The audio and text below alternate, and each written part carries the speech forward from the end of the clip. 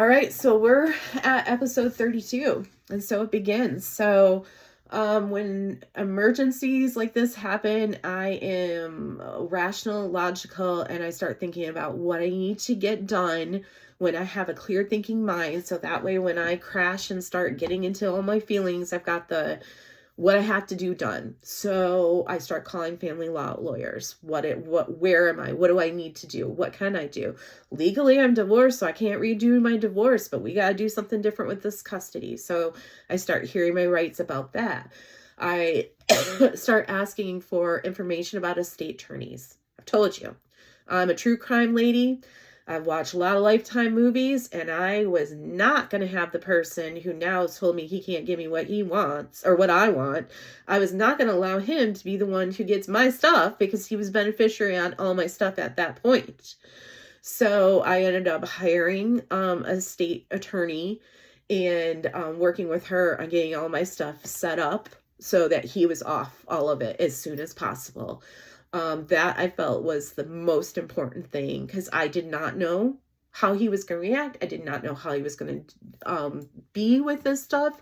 And he is someone who legally can carry a weapon and does on a regular basis.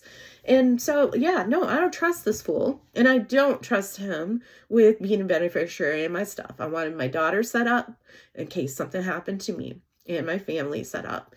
So I took care of that. I have a wonderful estate attorney here in Atlanta. If you need one, let me know. I can give you her information. I also at this time hired a PI. I needed to find out where he was living in South Carolina so that we could get him served when that point came. Plus, I think around that time is when I found out because he moved out of state and was at a different address that he was considered contempt of court contempt of court and would be going against our custody agreement. And so I needed that information to show that he moved away without redoing our custody agreement. I also confronted the hair braider lady. Hey, gave her just overview of what was going on. Have you been intimate in any way with my husband? Oh, no, no, no. At some point I'd asked him. No, no, no, no. They had not been like that. Okay. So then hair braider lady moves in because I was going up to Michigan with my daughter for a vacation. He wanted to come get his stuff.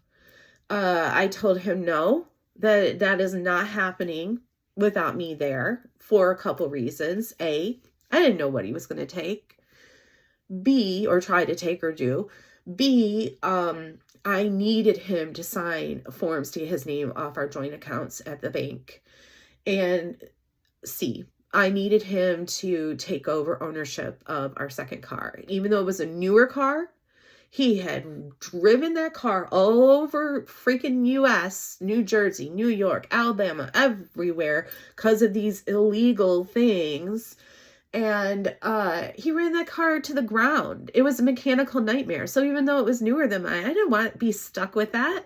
My car works and still works perfectly, thankfully. And I did not want to be stuck with something that I was going to have to put a bunch of money in now that I'm now knowing that I cannot rely on this man-child for anything, financial or otherwise. So I wanted to sign over the title for that.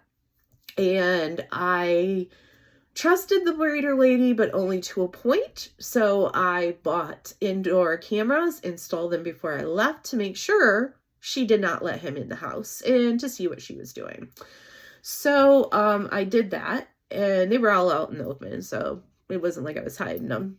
She knew they were there.